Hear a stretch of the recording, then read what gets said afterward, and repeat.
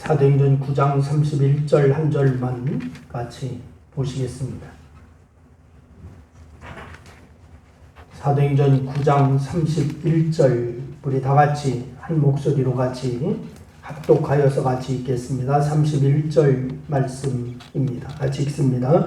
그리하여 온 유대와 갈릴리와 사마리아 교회가 평안하여 든든히 서가고 주를 경외함과 성령의 위로 진행하여 수가 더 많아지니라. 아멘. 할렐루야. 여러분 모두에게 하나님의 놀라운 축복과 은혜가 함께하기를 주의 이름으로 축원합니다. 교회가 든든히 서간다라고 하는 거, 이 말은 제 가슴을 설레게 하는 말입니다. 여러분 교회가 든든히 서간다 그러면 여러분은 가슴에 설레지 않습니까? 아무 감각이 없습니까? 그리고 이 말은 단순히 한 교회가 보기 좋은 건물을 세우고 주변에 알려지는 것만을 이야기하는 것이 아닙니다. 본래 교회라고 하는 말의 뜻은 뭐냐? 하나님을 믿는 자들의 모임이라고 하는 뜻입니다. 그렇게 한번 따라합니다. 교회, 하나님을 믿는 자들의 모임. 네, 그렇습니다. 그에 따라서 교회가 든든히 서간다라고 하는 말은 성도들이 하나님 앞에 견실하게 세워져 간다라고 하는 거란 말인 것입니다. 하나님 앞에 견실하게 세워져 간다. 여러분, 저는 이 자리에 모인 모든 분들에게 이 말이 적용되기를 주의 이름으로 부탁을 드립니다. 그래서 여기 있는 사람들은 누구든지 하나님 앞에 완성된 신앙 인격으로 세워져 가고 또한 풍성한 하나님이 은혜를 누리게 되고 또한 조금도 흔들리지 않는 참된 교회가 다 될 수 있기를 주의 이름으로 축원합니다. 그러기 위해서 오늘 본문을 우리가 주의해서 볼 필요가 있습니다. 여러분, 오늘 본문은 온 유대와 갈릴리와 사마리아에 있는 교회가 든든히 서가고 믿는 자의 수가 더 많아지고 있다라고 하는 것을 보여주고 있습니다. 따라서 오늘 본문의 내용을 잘 이해하여야 합니다. 여러분, 그러면 저와 여러분도 교회로서 든든하게 서갈 수 있게 될 거예요. 여러분, 또한 저와 여러분을 통해서 믿는 자의 수가 더 많아지게 되기를 주의 이름으로 부탁을 드립니다. 그렇다면 오늘 본문은 교회가 든든히 서가는 데 있어서 어떤 모습을 보여주고 있을까요? 그 첫째는 먼저 환난 가운데도 바로 교회는 든든히 서간다라고 하는 사실을 믿으시기를 바랍니다.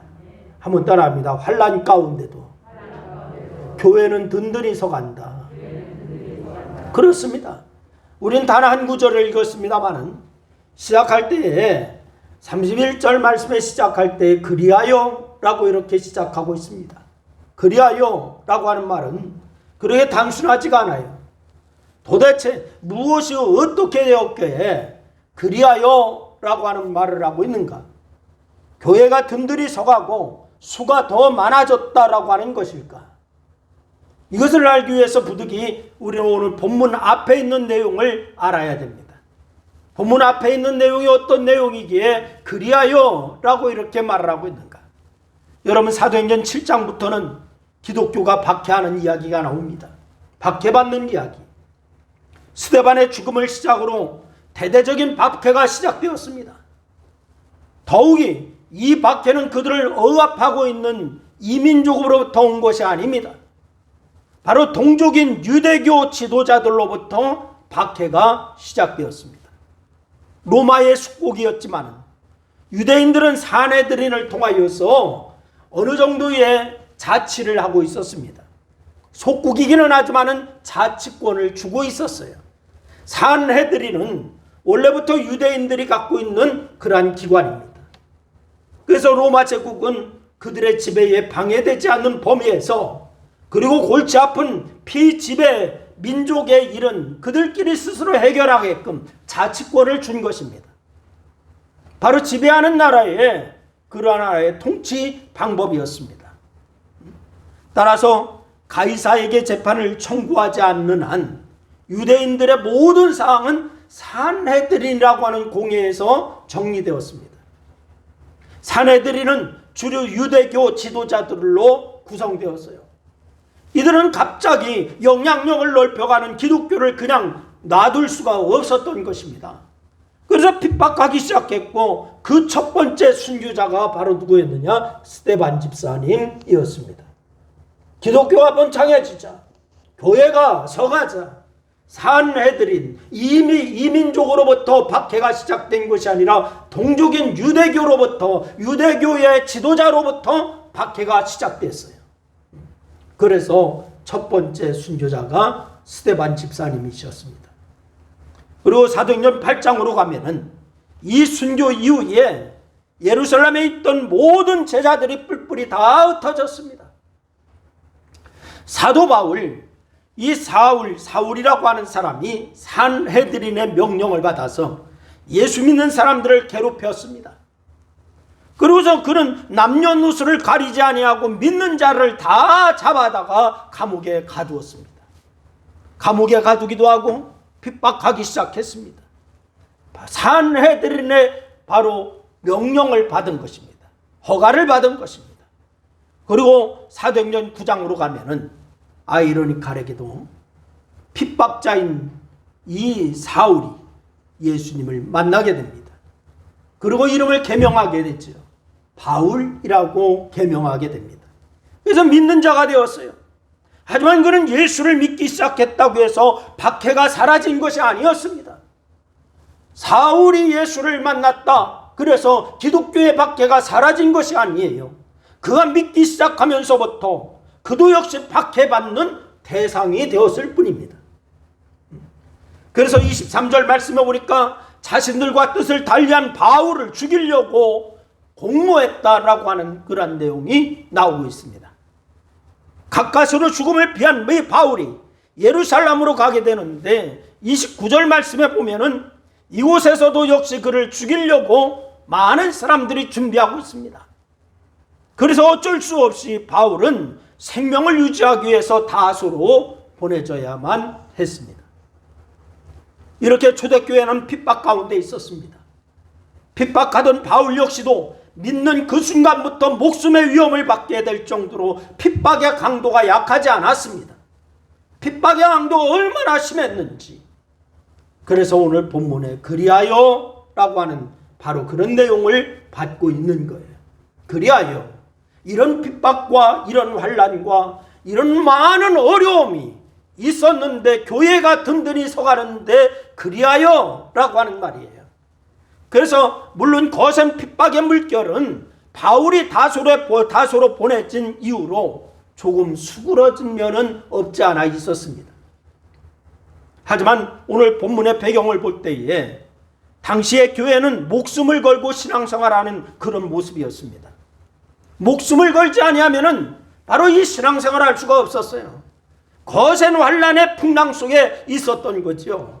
하지만은 결과를 놓고 볼 때 아무리 거센 핍박의 물결이 있어도 교회는 더욱 든든하게 세워져 갈 뿐이었다라고 하는 사실을 우리가 발견할 수가 있습니다. 여러분, 참신앙, 참믿음은 바로 이런 것입니다. 참신앙, 참믿음, 환난이 오고 핍박이 온다고 바로 신앙을 떠나서 세상으로 가는 것이 아닙니다. 바로 참신앙과 참믿음은 환난과 핍박이 온다 할지라도 주를 향하여서 더 다름질하는 그런 신앙인 줄로 믿으시기를 바랍니다.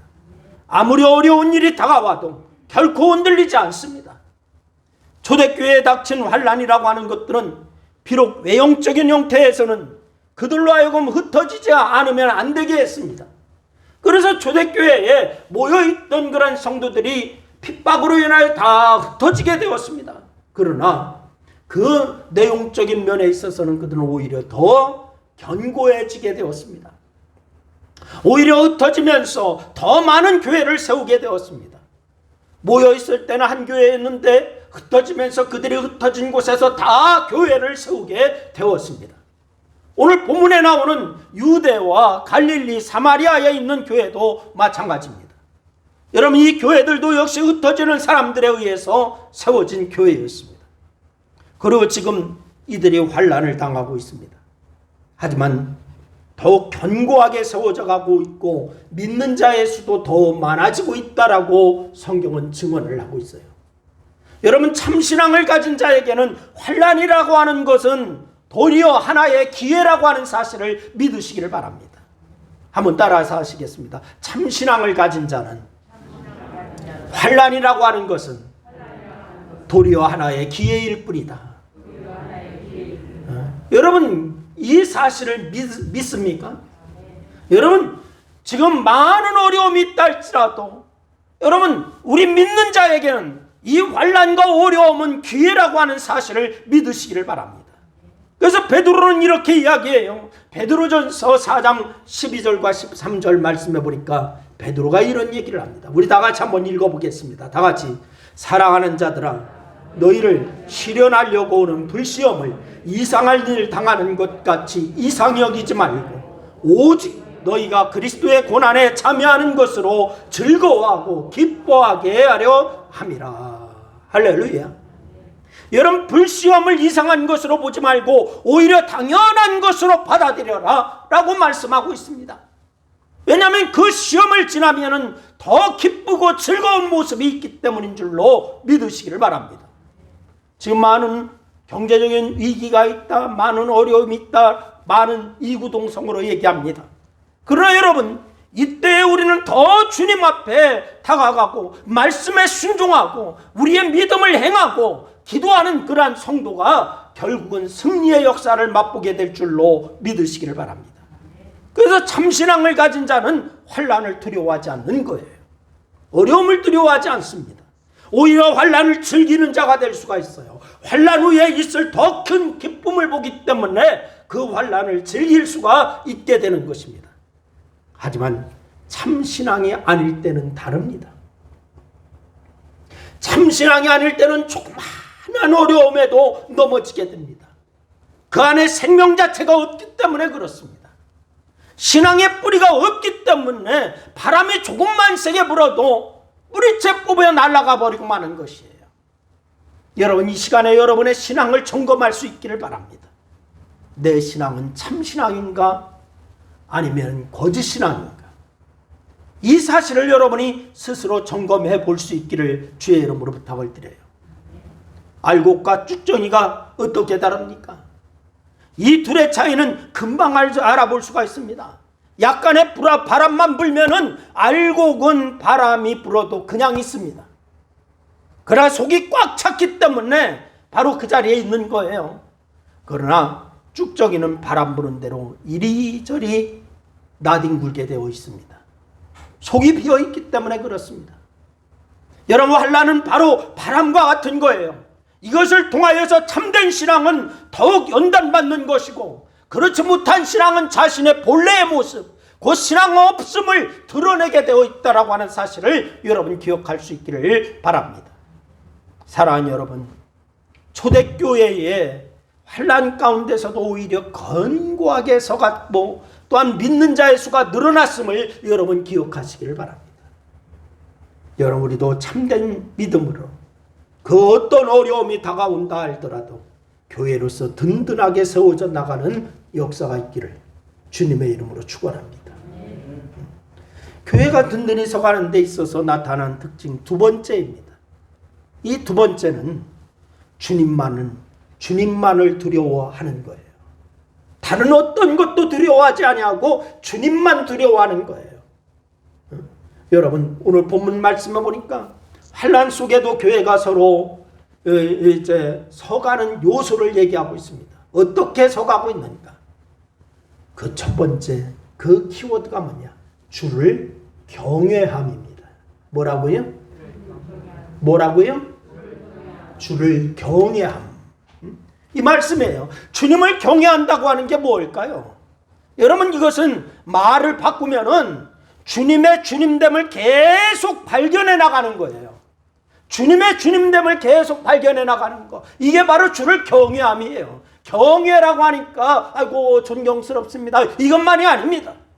어떤 상황에서도 주님에 대해서 철저하게 주님됨을 깨닫는 거, 이게 바로 경외입니다. 경건입니다. 어떤 상황에서도 내가 환난에 빠져 있든지 기쁨에 빠져 있든지 어려움에 빠져 있든지 어떤 상황에서도 바로 철저하게 주님의 주님됨을 발견해 나가는 거예요. 그리고 그것이 바로 주님을 경외하는 거예요. 여러분, 오늘 본문에 나타난 초대교회의 상황을 놓고 이해하시기를 바랍니다. 그들은 이렇게 생각하는 것이 아니에요. 어떻게? 주님, 우리가 주님 잘 섬기는데 왜 환난을 주는 겁니까? 불평할 때가 하는 것이 아니었어요. 여러분, 우리는 그럴 때가 많이 있습니까? 없습니까? 많이 있어요? 없어요? 있어요.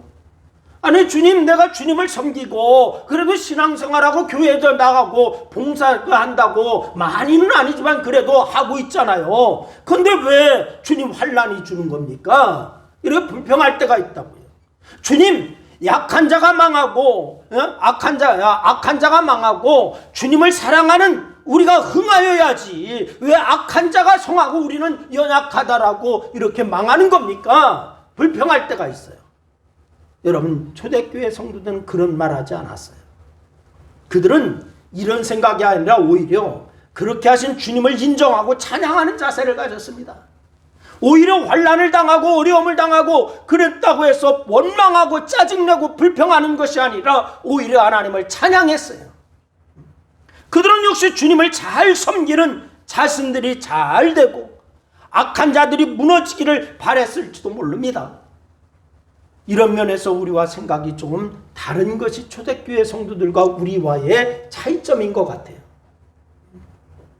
하지만 그러다고 해서 그렇지 못한 환경을 만났을 때 불평하지 않았어요. 그들이요. 악인이 잘 되는 것을 부러워하지도 않았어요. 그저 자신들에게 주어진 모습 속에서 주님의 뜻이 무엇인가 묵묵히 바라보고 나갈 뿐입니다. 나의 환경에 내가 어렵다 할지라도 내 환경에서 주님이 바라시는 것이 뭘까? 나의 처지에서 주님이 바라시는 것이 뭘까? 이것을 생각하고 묵묵히 순종하고 나가는 것, 이것을 바로 초대교회 성도들이 이행했습니다. 여러분도 그렇게 되기를 주의 이름으로 부탁을 드립니다. 이게 신앙이에요. 어려움이 다가왔다면 이 어려움이 왜 온 것인가? 여기서 주님이 바라시는 것이 무엇인가? 이걸 생각한 거예요. 여러분에게 어려움이 다가왔다고 하면 바로 이 어려움이 왜 왔는가를 먼저 생각해야죠. 그리고 이 상황에서 주님은 내가 어떻게 하기를 원하시지? 이거 생각해야 돼요. 근데 우리는 이거 생각하지 아니하고 어떻게 해요? 왜 이런 어려움 주지? 하면서 왜 나만 이렇게 어려워요? 하면서 주님 앞에 불평할 때가 많잖아요. 한번 따라합니다. 어려움이 오면 이 어려움이 왜 온 것인가 생각하자. 그리고 여기서 주님이 바라시는 것이 무엇인가를 생각하자. 그래요. 이 두 가지예요. 이 어려움이 왜 왔는가 먼저 생각하고, 그럼 이 상황에서 주님이 나에게 원하신 것이 무엇인가 이거 생각해야 돼요. 이게 신앙인이에요. 여러분, 이것을 실천할 수 있기를 주의 이름으로 부탁을 드립니다. 여러분, 이렇게 그렇게 할 수 있었던 것은 주님을 정말 경외했기 때문에 가능한 거예요. 주님을 경외하지 아니하고 주님을 신뢰하지 아니하고는 이게 불가능합니다. 참 신앙이 아니면 불가능합니다. 왜 이런 어려움이 온 것인가? 그럼 이 상황에서 주님이 나에게 원하시는 것이 무엇인가? 이거 생각할 수 있는 것은 참 신앙일 때만 가능한 거예요. 하박국 선지자를 여러분 잘 아실 겁니다. 그는 하나님에게 불만이 참 많았던 사람입니다. 그의 불평이 뭐였는가요? 하박국 1장 2절 말씀에 보면은 바로 이 하박국이 불평하는 거 나와요. 우리 한번 읽어볼까요? 하박국 1장 2절 다 같이 읽습니다. 시작. 여호와여, 내가 부르짖어도 듣지 아니하시니 어느 때까지니까 내가 강포를 인하여 외쳐도 주께 듣지 아니하시느니라. 하박국이 불평하는 거예요. 우리와 똑같지 않습니까? 내가 부르짖어도 주님 응답하지 않잖아요. 어느 때까지 내가 이렇게 어려움 가운데 있어야 되나요? 주님 나를 떠나셨나 봐요. 주님 나를 외면하나 봐요. 이런 얘기예요. 그리고 1장 13절 말씀 또 한번 읽어보겠습니다. 1장 13절 말씀 같이 읽습니다. 시작. 주께서는 눈이 정결나심으로 악을 참아 보지 못하시며 패역을 참아 보지 못하시거늘 어찌하여 게으르한 자들을 방관하시며 악인이 자기보다 의로운 자를 삼키되 잠잠하시니까. 여러분, 우리와 똑같지 않아요? 주님, 믿지 않는 자들은 왜 이렇게 저렇게 잘 되고 나는 왜 이렇게 안 돼요? 악인은 저렇게 잘 되고 왜 우리는 안 돼요? 하박국의 불평이에요. 여러분과 하박국의 불평, 우리와 똑같지 않습니까? 근데 그는 하나님의 백성들이 이방 사람들에게 압제당하는 것을 보고는 이렇게 말합니다. 심지어 그는 이렇게까지 했어요. 하박국 1장 14절로 17절 말씀인데 이것을 의역을 하면은 무슨 뜻이냐면 이런 얘기예요. 주께서 어찌하여 우리를 바다의 물고기나 곤충같이 대하십니까? 그들이 우리를 바다 고기같이 곤충같이 잡는 것이 마땅합니까? 이런 거예요. 아니, 바다의 물고기, 곤충, 이걸 사람들이 함부로 잡아서 먹기도 하고 헤쳐 먹기도 하고 막 이러는데 주님, 우리가 그들에게 그렇게 당하는 게 마땅합니까? 이 하박국이 그렇게 불평한 거예요. 이런 그의 불평과 불만이 우리가 잘 아는 찬양이 있잖아요. 바뀌었습니다. 어떻게? 비록 무화과 나무가 무성치 못하며 포도나무에 열매가 없으며 감람나무에 소출이 없으며 밭에 식물이 없으며 우리의 양이 없으며 외양간에 소가 없을지라도 나는 여호와로 인하여 즐거워하며 나의 구원의 하나님으로 인하여 기뻐하리로다. 이렇게 바뀌어버렸어요. 불평했던 그런 모습이 싹 바뀌었습니다.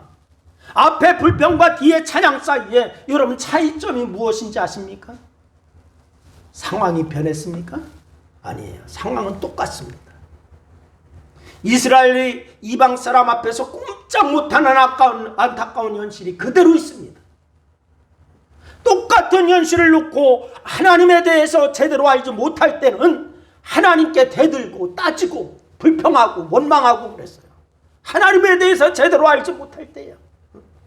하나님을 제대로 알게 됐자 있는 자리에서 그대로 하나님께 찬양할 수밖에 없었던 것. 이게 바로 후반부예요. 여러분, 하나님을 제대로 아십니까? 여러분, 하나님을 경외하십니까?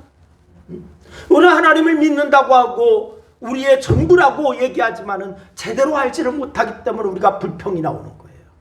제대로 알지 못하기 때문에 원망이 나오는 거예요. 여러분, 상황이 달라진 게 아니라 하나님을 바라보는 시각이 바뀐 거예요. 여러분의 믿음의 시각이, 하나님을 바라보는 시각이 바뀔 수 있기를 주의 이름으로 축원합니다. 그의 말씀처럼 하박국 3장 2절 말씀에 보니까 주님에 대한 소문을 듣고는 경외하지 않을 수가 없게 됐다라고 얘기하고 있습니다. 주님에 대한 소문을 듣고 주님을 경외하지 않을래야 않을 수가 없다. 그렇습니다. 환난 가운데서도 교회가 든든히 서가며 믿는 자의 수가 늘어나는 것은 다른 데 있는 것이 아닌 거예요. 어디에 있느냐? 하나님을 발견하는 데 있는 거예요. 여러분, 하나님을 제대로 발견할 수 있기를 주의 이름으로 축원합니다. 하나님의 하나님 되심을 발견하고는 그분께 꿇어 엎드리는 것, 경배할 때 여러분 이것이 이루어질 수가 있음을 기억하시기를 바랍니다. 우리의 상황이 열악해져 간다 해도 하나님이 하나님 되시는 것은 변하지 않는 줄로 믿으시기를 바랍니다. 내 상황이 어렵다고 하나님이 아니에요. 아니요. 하나님은 여전히 하나님이십니다. 오히려 그런 자리에 처하게 하시는 하나님의 뜻이 무엇인지 더욱 세밀하게 발견하는 것, 이것이 여러분 중요한 줄로 믿으시기를 바랍니다. 사랑하는 여러분, 주님이 주님됨을 분명히 깨달을 수 있기를 주의 이름으로 축원해요. 그 어떤 상황에서도 주님은 주님이십니다. 주를 경외함이 우리 가운데 풍성해질 수 있기를 주의 이름으로 축원합니다. 내가 어렵다고 주님이 아닌 것이 아니에요. 교회가 든든히 서가는 데 있어서 나타난 특징 세 번째입니다. 세 번째는 성령께서 역사하심에 따라서 평강과 위로가 넘치는 것이 든든히 서가는 그런 비결인 줄로 믿으시기를 바랍니다. 여러분, 교회가 평안하여 라고 하는 이 표현과 성령의 위로로 진행하여 라고 하는 표현이 교회가 든든히 서가는 표현들이에요. 여러분, 교회가 평안하여 성령의 위로로 진행하여 우리 교회가 성령의 위로로 진행되는 교회가 될 수 있게 여러분 그렇게 할 수 있기를 주의 이름으로 축원합니다. 환난 가운데 어떻게 교회가 평안할 수가 있을까요? 인간적인 생각으로는 도무지 있을 수가 없는 일이에요. 환난이 있고 어려움이 있고 그런데 어떻게 평안합니까? 이렇게 할 거예요. 고민해야 되는데요. 그때는요. 환난이 있으니까 고민해야 되죠. 어려움이 있으니까 근심해야 되죠. 그런데 어떻게 평안할 수가 있습니까? 세상에 주는 평안은 다 환난이 있으면 바로 고민해야 되고 근심해야 되고 머리 싸매고 누워야 되고 이런 거예요. 세상이 주는 그런 평안은 그런 거예요. 근데 세상이 주는 평안은 고민스러운 일이나 어려움이 닥치면은 전부 사라지고 마는 겁니다. 하지만 성령께서 주는 평안은 그렇지 않은 줄로 믿으시기를 바랍니다. 여러분, 성령께서는 그 어떤 어려움 속에서도 우리로 하여금 담대하게 하시는 줄로 믿으시기를 바랍니다. 성령께서는 그 어떤 환난 속에서도 우리로 하여금 확실한 평강 가운데 거하게 하시는 줄로 믿으시기를 바랍니다. 그래서 요한복음 16장 33절 말씀에 보니까 이런 말씀을 주시죠. 우리 다 같이 한번 읽어보겠습니다. 요한복음 16장 33절 다 같이 읽습니다. 다 같이 시작. 이것을 너희에게 이름은 너희로 너희 안에서 평안을 누리게 하려 함이라. 세상에서는 너희가 환난을 당하나 담대하라. 내가 세상을 이겼노라 하시니라. 할렐루야. 여러분, 이 말씀이 어디에 나옵니까? 이 성령을 약속하시는 대표적인 오늘 이 본문인 요한복음 14장으로부터 16장 말씀의 결론 부분입니다. 14장으로부터 16장 말씀의 결론 부분. 여러분, 우리가 환난 속에서 담대할 수 있는 것은 그리스도 안에서 승리를 확신케 하시는 성령의 역사하심이 있기 때문에 가능한 줄로 믿으시기를 바랍니다. 해결해야 할 커다란 문제가 있어 간절하게 기도하면은 여러분 어떻습니까? 문제가 해결되기도 전에 먼저 마음의 평안이 찾아오지 않습니까? 여러분, 문제는 그대로 있는데 하나님 앞에 간절히 기도하고 성령님 의지하고 기도했더니 문제는 그대로예요. 그런데 내 마음에 평안이 찾아오는 거 여러분 경험하지 않아요? 때에 따라서 문제가 더 악화되어서 전혀 생각지 못한 방향으로 흘러가기도 합니다. 그런데 내가 하나님 앞에 기도하고 성령 의지하여 기도했더니 내 마음은 평안해. 하지만 기도한 사람의 마음은 여전히 평안한 가운데 있게 돼요. 도대체 이게 어떻게 가능합니까? 이게 바로 성령이 평안케 하시는 역사인 줄로 믿으시기를 바랍니다. 이 평안이 있으니까 그 어떤 어려움 속에서도 흔들리지 않고 똑바로 서게 되는 거예요. 여러분의 신앙이 그런 신앙이 되기를 주의 이름으로 축원해요. 또 성령은 위로를 주시는 분이신 줄로 믿으시기를 바랍니다. 위로라고 하는 말 더 쉽게 표현하면은 무슨 말? 힘을 복돋아 주는 거. 이게 위로입니다. 환난 속에서도 우리가 교회를 설 수 있는 거, 든든히 세울 수 있는 거, 이것은 성령께서 적절한 때에 우리에게 역사하시기 때문인 줄로 믿으시기를 바랍니다. 그렇기 때문에 좌절할 수밖에 없고 낭망할 수밖에 없는 상황에서도 나도 모르는 새로운 힘이 솟아나는 거예요. 그게 성령님이 하시는 일이에요. 성령께서 우리에게 평안을 주시고 위로를 주시기 때문에 우리는 교회로 든든히 세워져 갈 수가 있는 줄로 믿으시기를 바랍니다. 환난 가운데서도 성령을 의지하는 저와 여러분이 될 수 있기를 주의 이름으로 축원해요. 여러분, 성령께서는 그 어떤 상황에서도 우리의 마음에 평강을 주시고 위로를 주시는 분이세요. 교회는 든든히 서가게 되어 있습니다. 그렇게 되면 다 같이 한번 따라합니다. 우리 신광교회는 성령을 의지하면 든든히 세워져 갈 수 있다. 비록 이 세상에 있는 동안 환난이라고 하는 장애가 다가오기는 하지만은 그렇다고 해서 교회가 무너지는 거 아니에요. 성경은 오히려 환난 가운데 교회가 든든히 서감을 보여주고 있어요.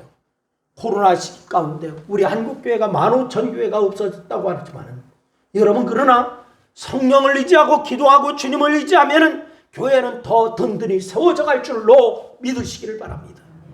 성도 여러분, 오늘 본문에 나오는 유대, 갈릴리, 사마리아 이 교회처럼 든든히 서어가는 우리 신광교회가 되게 하시기를 주의 이름으로 축원합니다. 작은 환난에 흔들리지 마세요. 오히려 든든히 세워져 가는 나 자신에 대한 기대감을 가지시기를 바랍니다. 오히려 하나님을 경외하는 모습으로 자신을 발전시켜 나갈 수 있게 되기를 주의 이름으로 부탁을 드려요. 그리고 성령이 주시는 평강과 위로로 그 힘입어서 더욱 강건하게 서가는 그러한 역사가 우리 신광교회가 될 수 있기를 바라고 우리 모두가 다 될 수 있기를 주님의 이름으로 축원합니다. 기도하겠습니다. 함께 기도하십니다. 말씀 생각하면서 우리 한 2분 동안 함께 합심하여서 함께 기도하십니다. 같이 기도합니다. 아버지 하나님, 은혜와 사랑을 고맙고 감사합니다. 오늘도 주께서 우리에게 아버지 말씀 주시고 우리를 아버지 깨닫게 하셔서 감사합니다.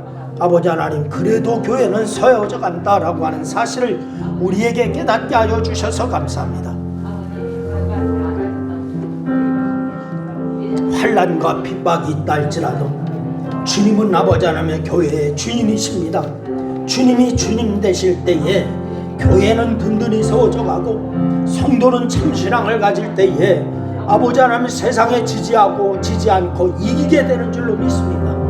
오늘도 주님 함께하여 주시옵시고 온전히 약한 것들의 역사를 예수의 이름으로 다 진멸시키는 역사만 나타날 수 있도록 하나님 도와주시고 역사야 주시옵소서. 우리 신광교회의 아버지 성령의 충만함을 허락하여 주시고 오직 아버지 하나님의 주님의 말씀에 아버지 하나님의 순종하는 그런 역사만이 나타날 수 있도록 인도하여 주시옵소서.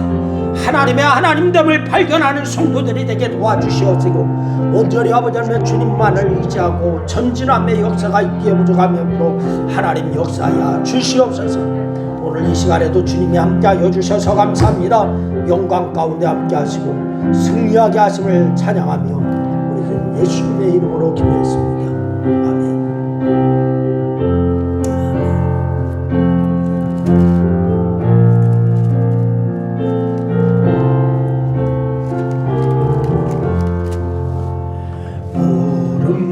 바다 나설리고 어디든지 가오리다. 괴로우나 즐거우나 주만 따라 가오리니 어느 누가 막으리까. 죽은 힘들 막으리까. 어느 누가 막으리까. 죽은 힘들 막으리까. 악을 물자 빈들에고 복음 들고 가오리다. 소돔 같은 거리에도 사람 안고 찾아가서 종의 몸에 지닌 것도 아낌없이 드리리라. 종의 몸에 지닌 것도 아낌없이 드리리라. 존귀 영광 모든 것에 주님 홀로 받으소서.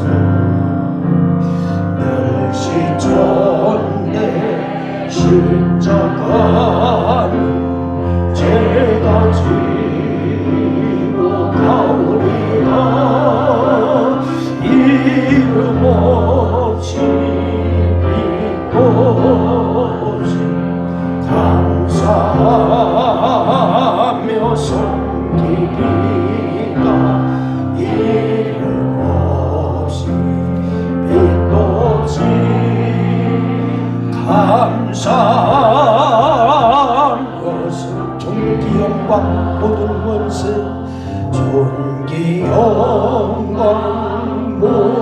곳에 주님 홀로 받으소서.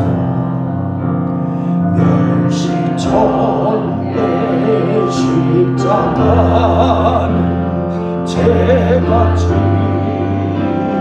가오리다. 이름 없이 빛 없이 감사하며 섬기리다. 이름 없이 빛 없이 감사하며 섬기리다. 아멘.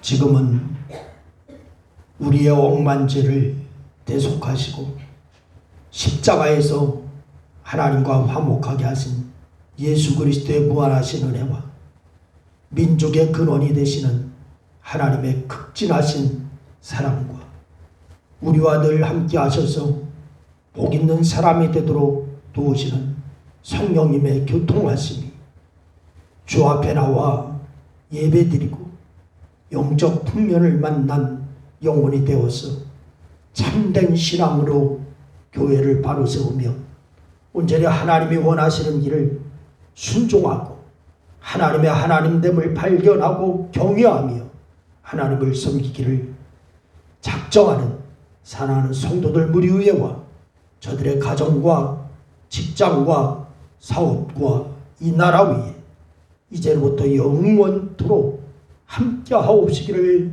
축원하옵나이다. 아멘.